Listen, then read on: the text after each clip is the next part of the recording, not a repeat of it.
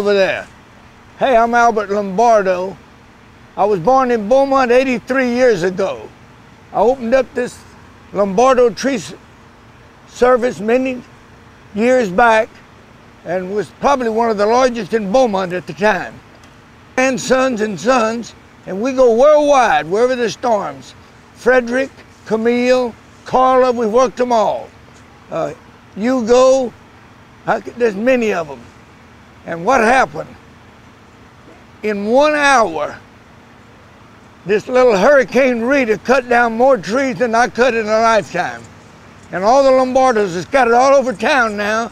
I didn't know there's that many of them. Okay, 10-4 and out. And all right, stand by. Now, tell me all about it. Okay. Dad, I want you to tell me something. When you first started out in the tree business, you started out with who? How did you get started? Well, I really started out with Howard Drury from Nacogdoches, Texas. Okay. And yeah, we were pretty primitive. We didn't use spurs in those days. We were afraid to climb a tree almost. We used to nail boards on the side of the tree to walk up the tree with.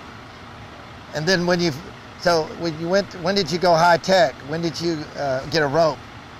Oh, about 50 years ago, I guess, something like that. Now the first ropes you used were all the Manila ropes, right? Manila ropes, yeah. Yeah. And we didn't have any power equipment, did we? Very little. We had a lot of hand saws, and maybe Sears come out with a saw. We bought a few of them, and a McCullough. Now we've got some of the best saws. Of course, a lot of them are European made in Asia, Japan, and Germany, still. Yeah. Husqvarna, you know. So, so most of the time when you ran a tree business, though, it was real personal, wasn't it? Whenever we go in the yard, you made us take care of every azalea, every shrub. That was we would die to save a shrub. Right. I like to die to save a shrub. You're right about Well, it's that. a fact. Yeah, it's a fact. We raked up, we cleaned up everything. Yeah, we did it perfect. Yeah. Yeah, we maintained a really good reputation doing that. So much so that later, when I went to other towns and tried to do that, people didn't know why that I would care so much over bushes and shrubs, that I would move equipment and I would take trees down with cranes and everything just to save some bushes. And we actually had to unlearn some of that in order to take care of and increase our safety. Now, when you were, okay, the tree monkey. And my mother got mad one time when they called for me by that name. She said, "Don't call my son a tree monkey." Yes, every now and then she would answer the phone calls and someone asked for the tree monkey. Yeah, and she got really mad and cussed him out. Blessed him out, I think is the She best didn't way. know I had that. I had that in my advertisement. That's right. Yeah. Now, it was a great effort on the part of Albert, your son, to get any mechanized equipment.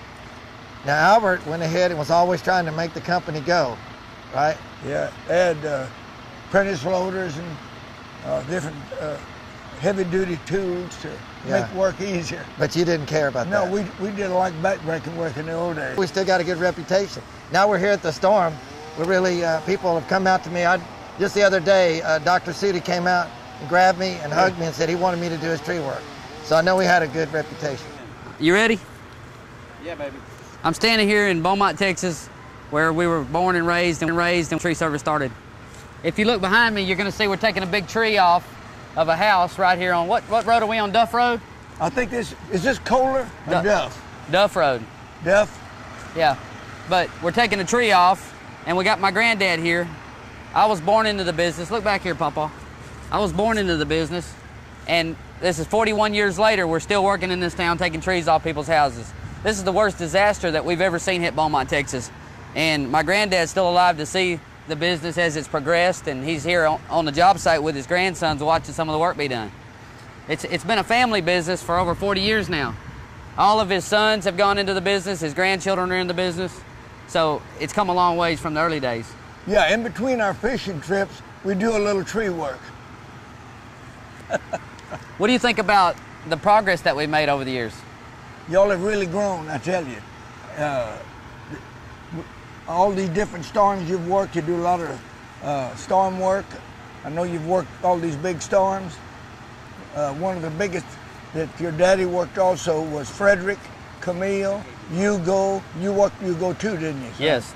And Ryan. And you worked with an Andrew? We worked Andrew. Andrew. So, I mean, there's hardly anything y'all have missed. Did you work Hurricane Camille? I worked Camille back in 69, I believe it was. 1969. Yeah. I think that was the first time that we ever went on the road as a family. Yeah, right. The family business went on the road for the first time, Hurricane Camille. And you know that was one of the worst ever. It was a bad storm.